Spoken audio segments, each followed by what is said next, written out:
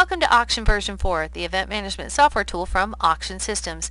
In this video in the Data Entry Items series, I will show you the first panel in an item entry form, the description panel.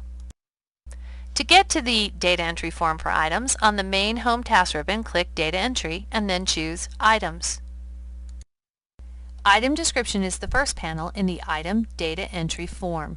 Item description includes the short description, catalog title, and full description. The short description is the name or title of the item. It should be clear and succinct. For example, if the item is a $100 gift card from a restaurant, include both the restaurant's name and the amount of the gift card in the short description. This makes it so much easier to figure out which item is which in a list of items and on reports, especially if you have more than one gift card in the same denomination from different places. And since the short description usually appears in the catalog and on the bid sheets, having both the name of the place and how much the gift card is for will help attract bidders quickly. If they can't figure out what the item is for in a second or two, they may just pass it up. If you have similar items, be specific. If you have 2 bottles of wine, one for Chardonnay from one winery and a Cabernet from another, if the description is just bottle of wine, you're not helping yourself or your guests figure out which item is which. So do everyone, including yourself, a favor. Include the varietal, the winery, and the vintage in the item description. What is the difference between the short item description and the catalog title? For most events, for most items, there's no difference. If you leave the catalog title blank, Auction will use the short item description in the catalog and on bid sheets. Use the catalog title field if you need to underline, italicize, or bold, or use a different font for one or more words in the short description. Copy the short description and paste it into the catalog title, then highlight the word or words you want to italicize, bold, underline, or whatever in the catalog title, and use these buttons to customize. Use the full item description to let your bidders know about anything they should be aware of that is not obvious from the short description, such as inclusions or exclusions, expiration dates, etc. For example, a golf foursome full description may need to include, along with any expiration date, whether or not golf carts are included. Item format tracks whether the item in question is a gift card or gift certificate, or a tangible item such as a surfboard or a painting. Item receipt status helps you track whether your organization is in possession of the item. When not received is selected, whether this is a gift certificate or a tangible item, the receipt status pull-down is enabled. This is where you can choose from some common selections such as to collect, will deliver to event, or to print. If none of the default status choices fit your needs, add a custom choice to this pull-down by clicking the plus sign. If the item is a gift certificate that you must print yourself, select to print. Remember to change the status to received once you have printed the gift certificate or collected the item.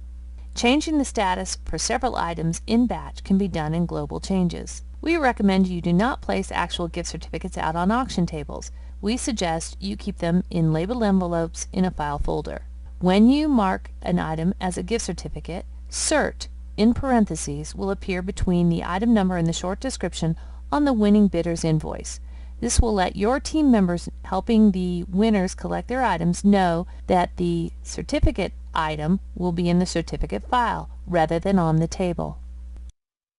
Inventory ID is formatted for text. This means that this field can contain numbers, letters, or a combination of both. Inventory ID can help you track where the item is or what it is currently labeled as. For example, an organization has a procurement team that is asking local businesses to donate items for your auction. When they collect an item, they put it in your organization's storage facility and they put a number on the item. This number may just be a tracking number and may or may not be the actual final silent or live number the item will have on the bid sheet or in the catalog. More likely, the first item donated will have an inventory ID of 1 and the 27th item collected will have an inventory ID of 27. The item with the inventory ID 27 may get auctioned off as silent item 306. The bid sheet printed for it will be item 306. When you're setting up your auction tables to find the item, look for inventory tag 27. Once the item has been located, you would probably want to remove that little tag from the item so that there will be no confusion at the event. Maybe you have several storage locations for your items as they are collected, such as the main hall supply closet or Jane Smith's garage.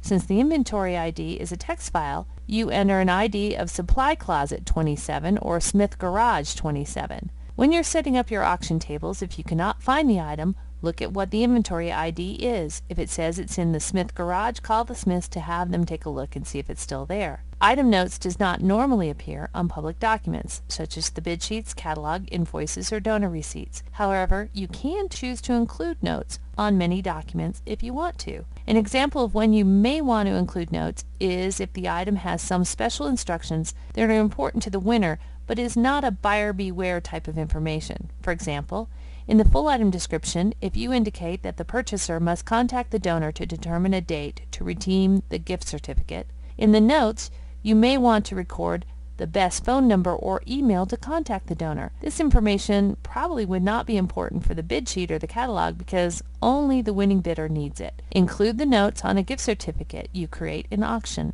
The notes field can also be used to record anything you want to remember about an item. If I have no need to include notes on public documents, and when I have a receive status for an item that is to collect, I like to use the notes to indicate who on my team is assigned to go pick up the item and when. The next tutorial in this data entry for item series will be about the donor panel. Thank you for joining us.